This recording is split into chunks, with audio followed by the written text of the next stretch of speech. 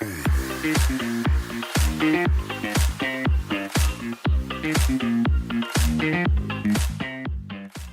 everyone. My name is Kimberly Wool. I am super excited to be part of the Safety Matters Summit and very excited to introduce you to the Let's Talk Positive Behavior in Gaming panel. I'm going to be your host today, and with me is an incredible group of experts in the space of gaming who focus on player well-being, community, design, and healthy gaming spaces. I'm going to introduce today's topic momentarily, but first let's do some introductions to who we've got here. I'll start with myself very briefly. I'm the co-founder of the Fair Play Alliance, which, if you're not familiar, is a global coalition of over 250 companies around the world who are working to make games healthier and more inclusive spaces by design.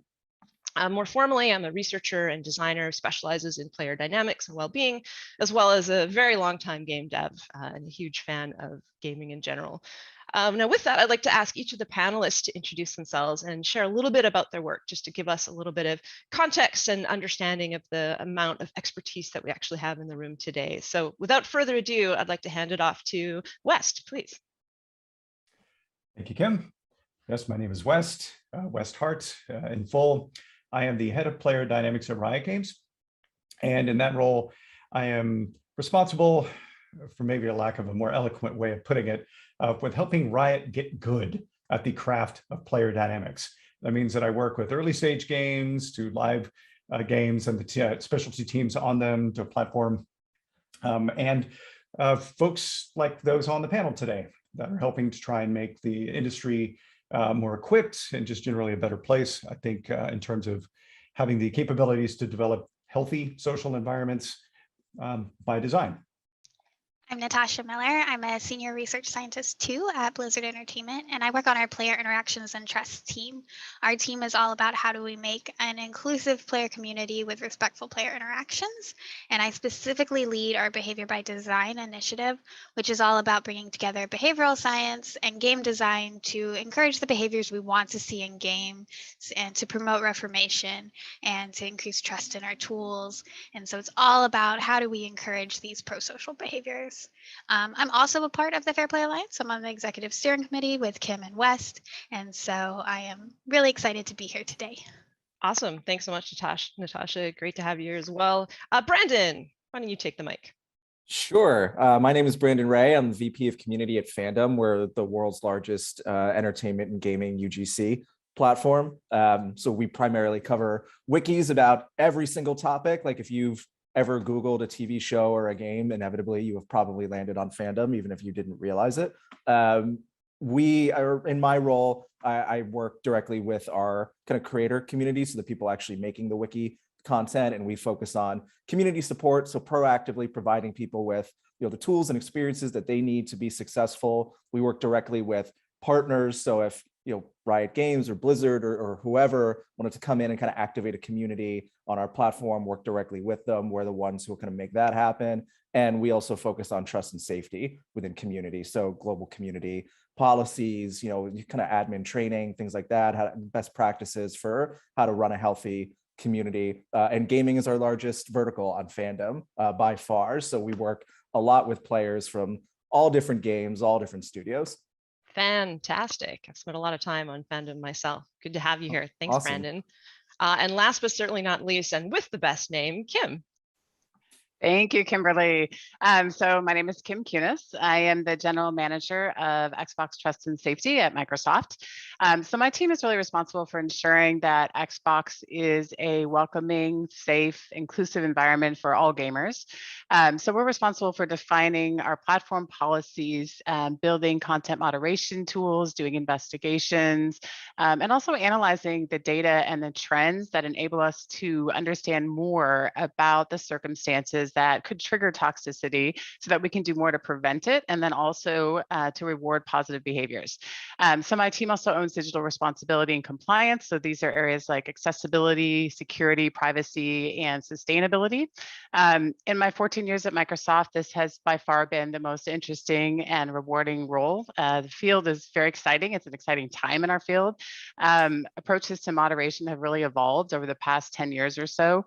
And then also just we as humans have really embraced our digital life in a new and interesting way that has changed pretty rapidly during the pandemic. We see benefits of gaming. We see the positive influence it can have in so many ways. So I'm really excited about the opportunity to participate and to engage with the other experts. So thank you for including me.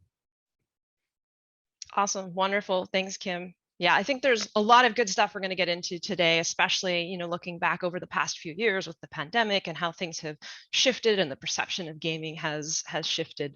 So with that, let me give you a little bit of context of the panel, and then we're going to jump right in with everyone.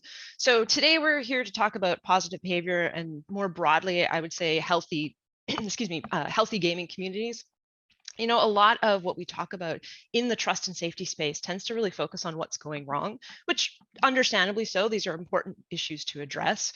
But the consequences, we're often not spending enough time really talking about what good looks like or how we build for healthier spaces in the first place. So how do we define a healthy community? How do we shift the narrative from the reactive to the proactive? How do we shift our development practices toward helping gaming communities not just be less bad, but actually thrive? So today's conversation is really going to focus on just that. What does good look like, and how do we actually get there together? So let's jump into the first topic. So I think language is a really important aspect of what we do in general. It shapes how we think about things, how we talk about things, how we frame our research questions and what we focus on. So let's start first there by digging into what we mean by a healthy gaming community and positive or productive behavior. And I'm going to start again, actually with you, Wes, because I know you spent a lot of time specifically on this issue. So if you wouldn't mind. Okay. Let's see, it is a pretty big question. And I think there are going to be many conversations in the future to help us better understand how we can talk about it in the most succinct, clear way. So starting with the question of what is positive behavior? When I think about positive behavior these days, it's difficult to hone in on one thing, because the more that we've taken a look, the more research that we've done into what it means, the more we recognize that there are certain biases or certain, I would say, preferences when we start having that conversation in particular, or more specifically, many people just start off thinking of pro-social behavior, which is really a subset of positive behavior. And I think that's fine. I think it's perfectly natural that what we're looking for in games, since we're starting off generally in a place of, well, there's too much disruptive behavior and we'd like things to be positive, is we start off with, okay, well, how do we get people to be less bad? And that's not the same thing as being more nice. So I think we have to start to clarify a little bit there that what we're saying is a combination of things, that we would like to see less antisocial behavior, antagonistic behavior, and then we would like to see people be more positive to each other. But I think in order to really do that, we have to recognize that, first of all, there's actually a lot of positive behavior and there's a lot of positive experiences that are currently happening in games. We wouldn't be coming back to them if we weren't having so much fun, if we weren't also feeling something positive as the outcome of these things. So we need to look at the full spectrum. And with that in mind, we have to consider things like sportsmanship. We have to consider well-being. You dive deep enough, you start getting into mastery. Beyond that, you start thinking about digital citizenship.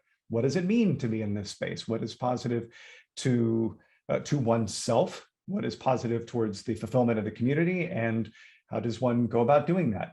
And it becomes really, really broad. And so I think the conversations need to continue so that we can get a sense of, okay, well, this is the full landscape, but what is valuable to us? From game creation in the early stages to live games, I think there are different things that we're going to want to look at in order to basically fulfill the promise of games. And also recognize that positive behavior isn't something we have to lure people to necessarily. Like that's, I think we kind of want that. I think we naturally start there because we want people to be nicer maybe than they currently are. But we need to recognize that sometimes things are positive or your behaviors are positive just because the experience is rewarding. It's intrinsic motivation as well as extrinsic motivation. So obviously there's an awful lot there. And I think at different stages of games, there are different things that we may want to look at to help foster those positive behaviors. Yeah, as you were talking, I think another big thing that came to mind that we think about is the idea of resilience. Because as much as I would love to say that it's possible to get rid of 100% of disruptive behavior. That's just not true. There's always going to be some to some degree. And so I think part of what's positive for the community or what's good for the community to help it thrive is the idea that players can be resilient. So when it happens, they can say, no, this isn't okay here. This is my space and this is not okay. And they can trust the tools that we give them to handle that rather than devolve to that behavior themselves. And I think that that's a key part of this as well. That often comes after the initial, how do we make people be nice? When you really start to realize that in itself is not enough either. Yeah, and Yeah. what you said about intrinsic, that's something that, I think about a lot, because like our creator community on Fandom is pretty altruistically motivated for the most part. It's like contributing to the sum of knowledge, and like you can give them something transactional. Like if you want to say, hey, we're going to pay for your Game Pass for a year or something, like they'll take it. It's not necessarily going to motivate them to do anything, but we're all going to take free stuff, obviously. So I always tend to think about it more as like, instead of a reward necessarily, it's like, how do we recognize the positive behavior, and can you build that into the experience somehow? Like if it's gamified in some way, like if you want to reach that certain level of mastery or a certain level of recognition, I like to think about things as like, maybe you need to mentor another player, maybe you need to mentor another fan. So really just kind of finding those touch points that you can build positive engagement for people. And you don't necessarily penalize the bad behavior, but I mean, if it's egregious, obviously you do, but mainly it's about just kind of keeping you from being able to rise to that next level if you are kind of being a jerk on the internet. Absolutely. One thing I wanted to add also that we've been spending some time on within Xbox is really I sort of think of it as when it comes to safety, when it comes to expectations of experiences, it is never one size fits all. And every player sort of expects a different experience, may expect people to behave differently. And that follows even to an individual, given the multiplayer context. They're playing with their group of friends. The environment might be very different than if they're playing with their children. And so one of the things we've been really trying to look at there is, how do we offer players more choice, settings that they can dial up and down, moderation even. It's something that we've offered at a light level so far, and we're investing in more deeply moving forward. And another piece of it beyond that is also, how do we have more effective feedback loops real time with players that are behavior centric and oriented?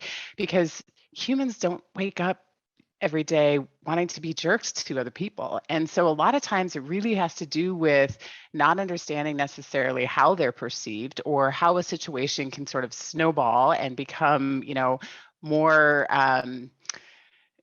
bigger, worse than it was ever intended. And so what are the things that we can do in the experience that can actually be a flag to someone to say, is this really what you meant to say? Is this really what you meant to do, before it grows out of proportion? So that's another area that, we want to continue to research and invest in within our platform.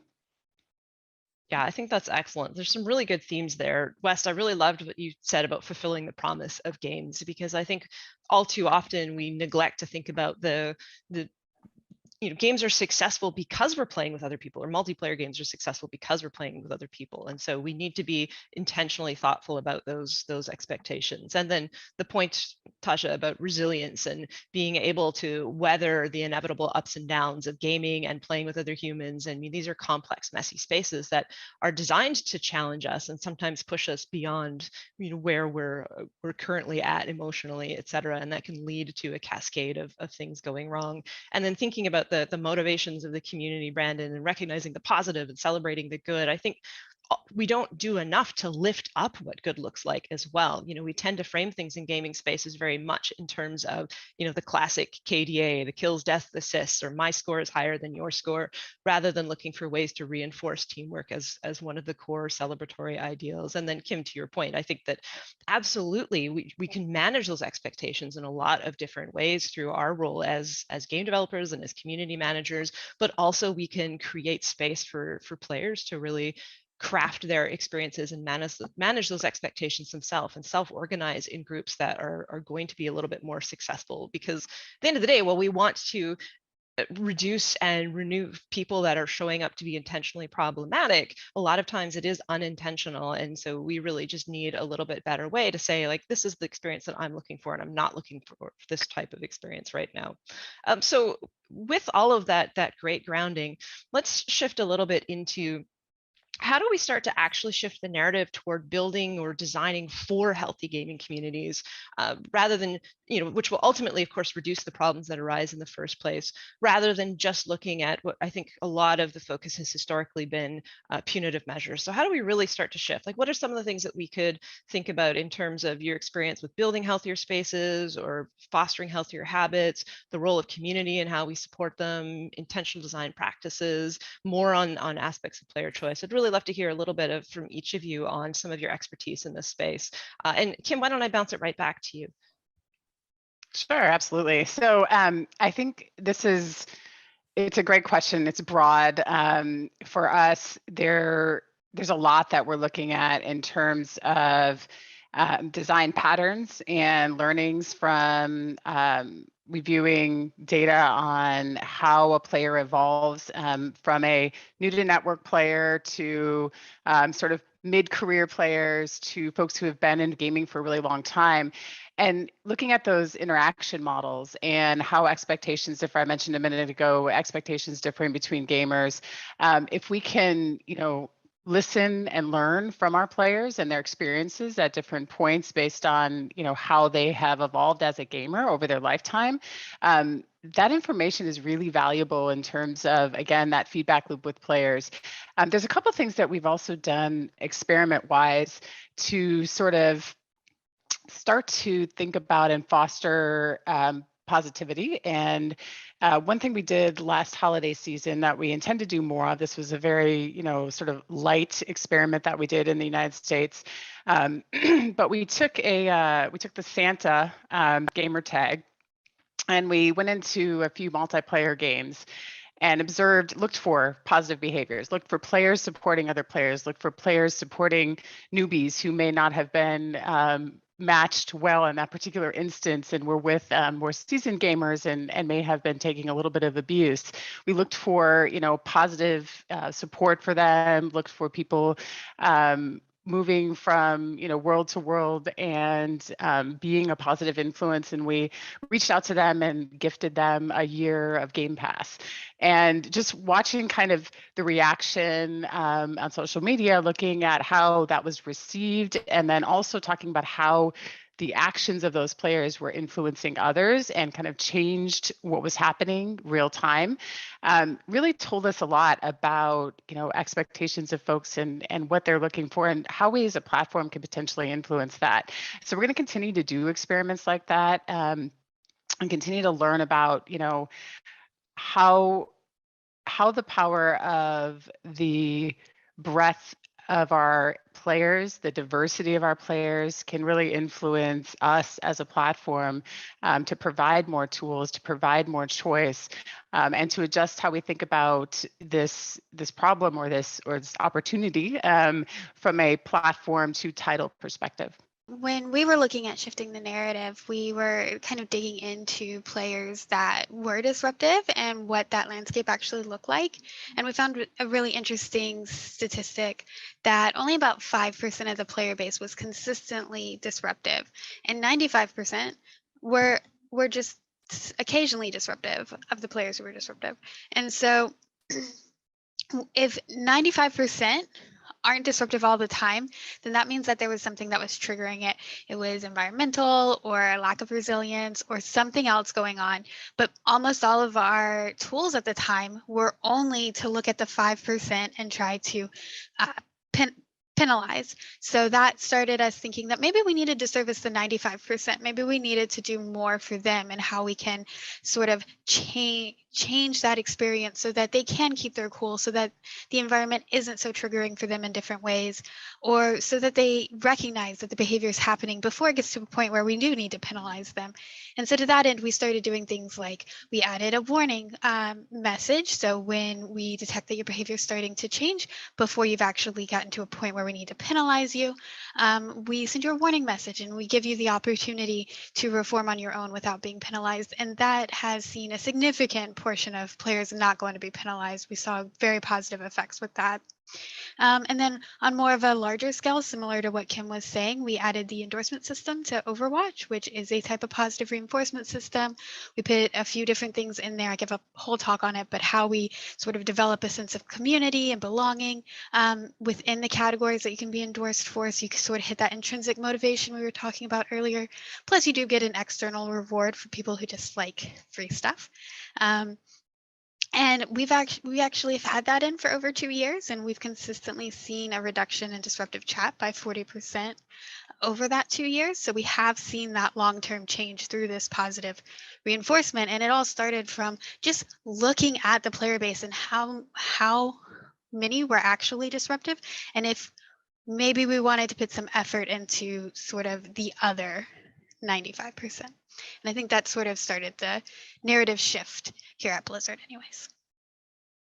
Yeah, I think our change at Riot was similar, in part because you shared that data, I think 4 years ago. So the 5 versus 95 has become a bit of a mantra since we've brought that back up again recently. And I think that's helped a number of new teams and other folks in the within Riot actually recognize that, oh, well, maybe we have been looking at things wrong. And having been in this space for about a decade, hopefully we've learned a few things. I believe we've learned a few things, in part that there are diminishing returns to the punishment. And as you pointed out, Tasha, like, okay, you might be using the wrong tool for the particular audience. And we also recognize that some problems that how should I put it, disruptive behavior is not intentional, and it actually might be circumstantial. And to help us get our heads around this, we actually spent a lot of time digging back on old social science. And essentially, pro-social, there's a book called Pro-Social that does a really great job of summing it up, that what most people think when they see bad behavior as being intentional is actually situational constraints. And similarly with Lewin's behavior equation, which you'll hear me champion a lot, because we found that this has really helped people within Riot understand what this space is, the more modern approach, which is kind of funny because it's about 75-year-old science. But the better way of looking at this is that is through Lewin's behavior equation, which says that behavior is a function of a person and their environment. And as game creators, like, we make the environment. Like, we define rules for people. Like, we have actually a lot more control over the circumstances than we realize, but it does require us to be thinking much, much earlier. And that's helped us as a company recognize, if we thought about things differently, we could avoid many problems that create social friction that can manifest as disruptive behavior, and build things into a game where it doesn't feel like Riot added something to the game, that it's just a natural part of the environment. So with that in mind, like, we're thinking much earlier in our just conceptualization of new titles. And I'm very excited about our next generation of games in that regard, where they've been able to have the benefit of time to think about the community. What community would we like around this? Because those core loops create culture. Those values that they're exposed to again and again, players are exposed to, help to shape their own narrative. So we need to be thinking about those things much earlier. And one surprising way of shifting the narrative has been a simple language change, which seems to be a theme in our conversation today, to help people think like a player dynamics designer. We're just asking them to be multi-minded. And it is amazing how that one phrase has helped people shift their thinking, like, oh yeah, multi-minded. What does that mean? And now you're on the right path, because you recognize that you're not designing, and I think Kim had touched on this earlier with the diversity of audiences, that it's not just myself as a fan. Like, if I like first-person shooters, I'm gonna want more of that. So as a fan creating the game, I've got more of a single-minded view. It might be a North American view. But if you're multi-minded, if you have a multi-mindset, then you begin to recognize that there are different types of people we should be considering at once, not just one at a time, early on. And it helps us make better decisions. And so there's focusing on things earlier, experimenting a lot more in the earlier stages, changing the language that we use that can equip everyone.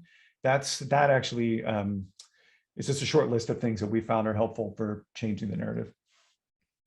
For us, about a year ago, it was actually in the non-gaming space within fandom, but I think it kind of applies across the board. But there was a controversy with our Star Wars wiki, which is called Wikipedia. If you're into Star Wars at all, I'm sure you've been there before. And they were primarily run. They had like a group of admins, probably 10 to 12, but there was two who were the most influential, and we always knew they were difficult. Like it was kind of a pain to deal with them, and they didn't think they needed to like interact with the larger Star Wars fan community despite being so ubiquitous within it. It's sort of like that Homer Simpson meme where he's laying on the couch and he's like, everybody's stupid except me. Like that was sort of their point of view. But about last March, I think it was, there was a Star Wars artist who is trans, and their dead name was being used on the wiki, and they wanted that corrected. And these admins insisted for historical accuracy that they needed to continue to dead name, and it became this big controversy on social media within the Star Wars fan community. The admins started banning people who were disagreeing with them, or finding ways to exploit the rules to be able to do that. And we ultimately stepped in and we were like, this is just not allowed. Like, doesn't matter what you want. We're putting a stake in the ground and saying like, this is not right. You can't do this.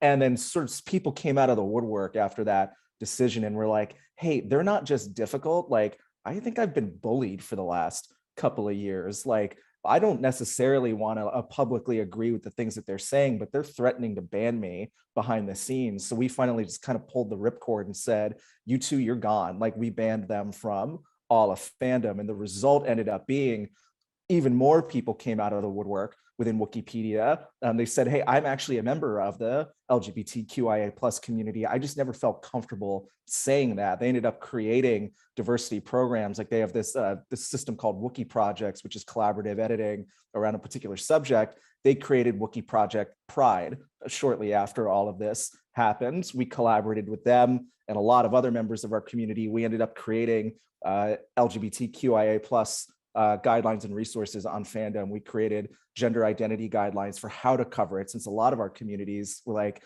we don't know much about this, what's the most respectful way to cover it. And since then, like, Wikipedia has a lot more editors than they did a year ago. They grew their social media presence from like 30,000 to 70,000 or 100,000 rather, and are interacting with Star Wars fans everywhere on a regular basis. And even longtime editors who went away because of these admins started coming back. So I haven't heard the exact phrase like the 5 to 95 before, but that really resonated with me, because I was thinking like, why the amount of time we spent on like these two people when their power was essentially fake. Like, there's so many other people that you could focus on to foster those positive experiences.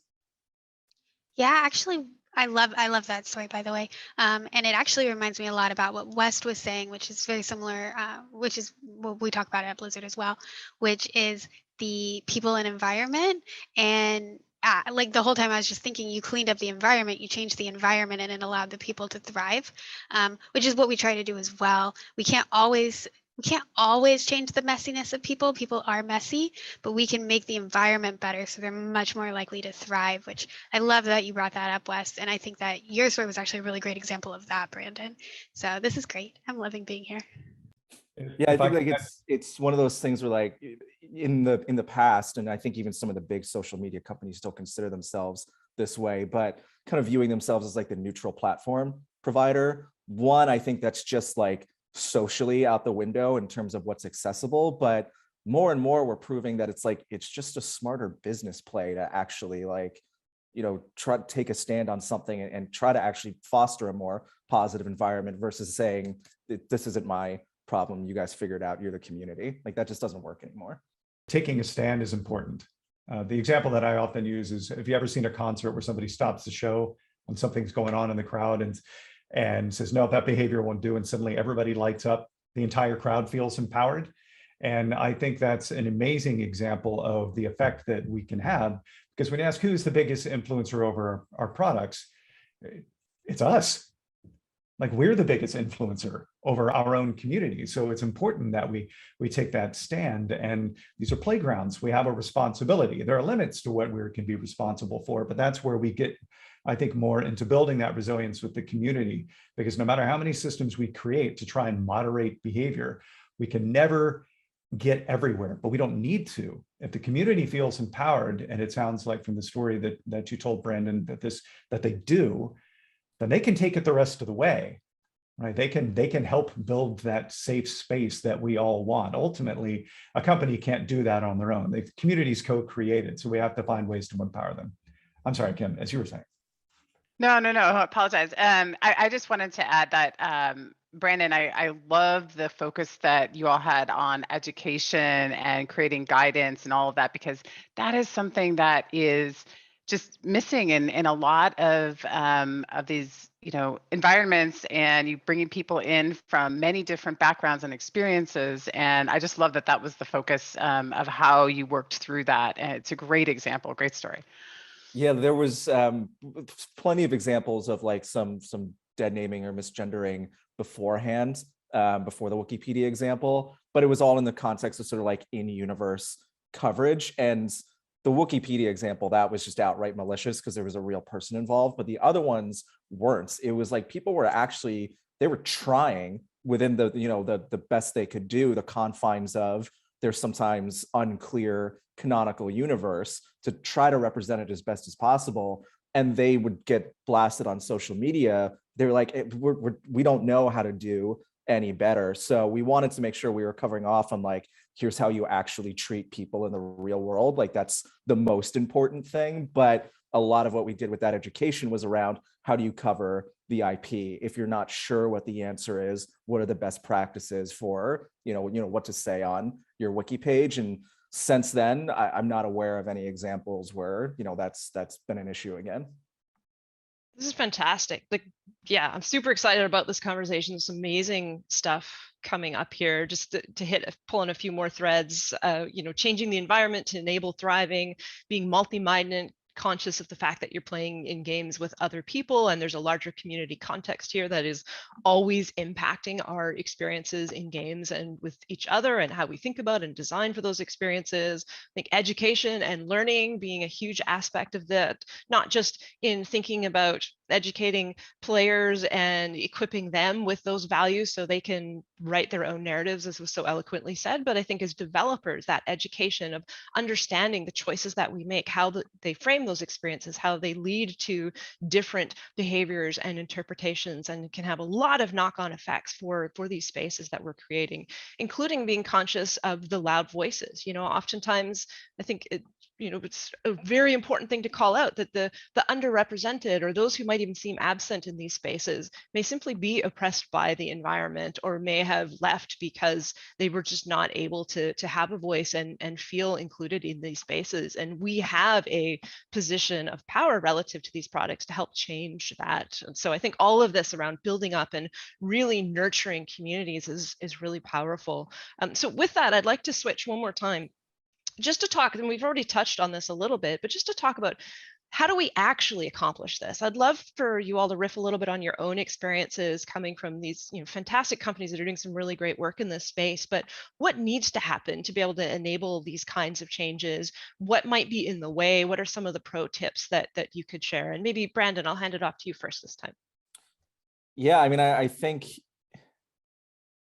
for us, like a lot of it just came down to we had a situation where it became kind of front and center for us, the Wikipedia example, and we just kind of decided to do something about it after that. Like I think it would have been pretty easy for us to say, well, we resolved that, it's fine now, let's move on to the next thing. But we ended up spending most of the rest of 2021 building those guidelines and resources, and kind of building out a new LGBTQIA plus wiki, for example. And I think what helped us, and what would have been more difficult, is we did a brand refresh in August, where we got much crisper on what fandom means and what story we want to tell about our company. When our company used to be called Wikia, we rebranded to Fandom in 2016, and it wasn't made super clear what that meant. So we didn't necessarily have like the guardrails or guidelines for how we want to represent ourselves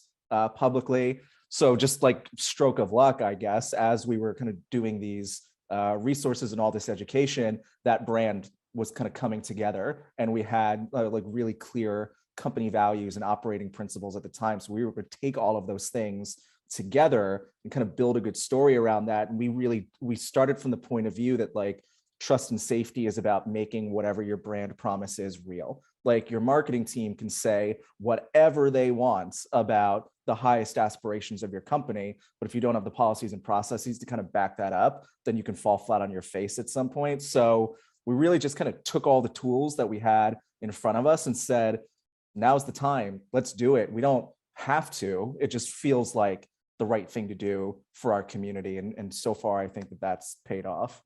Yeah, so I'm going to take a little bit of a biased view because I'm a researcher. So I feel like including research in what you're looking at is pretty vital. So you need to understand where the gaps in education are in your community, what your community is feeling, where's the gap in what the designer's vision was for the game and what's actually happening in the game, what the designer's vision for the interactions that they expected players to have and what the interactions are actually like.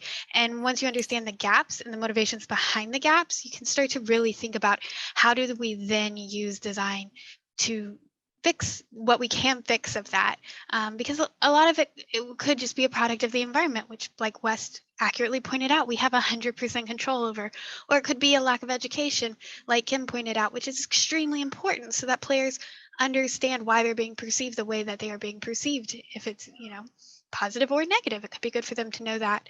And so one example is we had talked to some players about our tools because we really wanted to build up their trust in our tools because that's how they can handle, these bad situations coming in. They can pass it over to us. So reporting was a huge tool, right? And we found that a lot of our players just felt like reporting did nothing. They put a report in, it went to a void, they thought we ignored it, they didn't even know if we read it. It was a whole thing. And when we thought about this, there was a very simple, easy fix. When we penalize a player, we send a thank you message to everyone who reported that player in game. They know that we took their report seriously, that actions happened. We don't even have to tell them who it was that they reported that we penalized. We don't give them that information. There's privacy reasons. But we do let them know that someone they reported was actioned on. And we were able to measure, we have a measure of trust, which is when disruptive behavior occurs, how is it reported by anyone who was able to see it. And we found that after we just did this really simple thing of adding in this thank you message, that trust increased 120%. So people were 120% more likely to report the disruptive behavior when it occurred after they started receiving these messages. And it was the same kind of research and rigor that went into the warning systems and the endorsement system that I mentioned earlier. So just understanding these gaps can really help you find the right tools and the right areas to focus on. So I think having research and design together is a really essential component and sort of just understanding your community. Another area, I think I love your points, Natasha, and I think the research and data is such a critical component of everything we do, whether it's building better games just generally, or supporting our communities more effectively and understanding the impact of toxicity from a real data-based perspective. Another thing that I think is really important as we talk about how do we actually do this as an industry is co-opetition, for lack of a better way of putting this. How do we work together more effectively across platforms, across titles, as platform providers and studios or title providers? And I think, we've got one example for Microsoft. We have a coalition with Sony and Nintendo called the Good Gaming Initiative, where we open and transparently share information about trust and safety. And it's been really helpful for us as platform providers and to extend more also to our third-party title providers. We need to do more of that. We don't do enough today. I would love to see our industry be more transparent, more open about having these tough conversations, because that education and understanding and expertise that we can share with each other just goes such a long way. One of the things that we've been working on lately is and this goes back to kind of your points, Natasha, on data and understanding where those gaps are. One of the things we saw, excuse me, is that we were struggling to reach parents, especially non-gaming parents, to help them understand the controls, parental controls that we had in place, how we were supporting our youngest players. And so in context of our youngest players and their families, one of the investment areas that we focused on that came out of that is, really empowering children and parents and their caregivers and educators with resources to help them understand, online safety and what it means to be a responsible digital citizen. And so we've been doing some things like for Safer Internet Day, we worked with the Minecraft team to define a new immersive experience that really helped children to walk through and understand what, recognize what common threats were on the internet, to build strategies for how they protect themselves.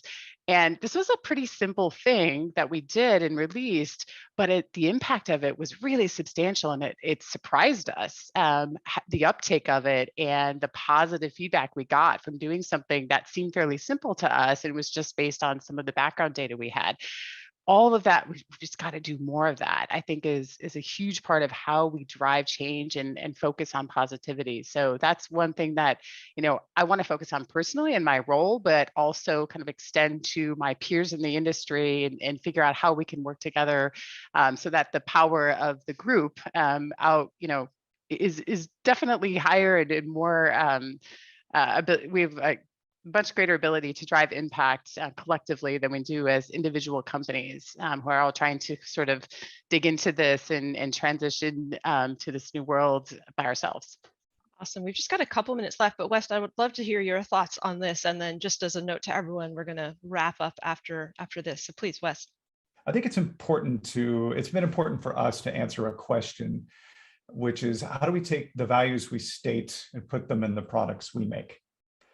It's very easy for us as folks that are making products to consider problem behaviors or communities and things after the fact, after we've made the products and gone live. But if we want to build diverse and inclusive communities, it's really helpful to think about this in the earliest stages. Like, how do we create a place for fans, essentially, so that the example we use a lot is, wouldn't it be great every time you jumped into a game, it felt like you were at Comic-Con?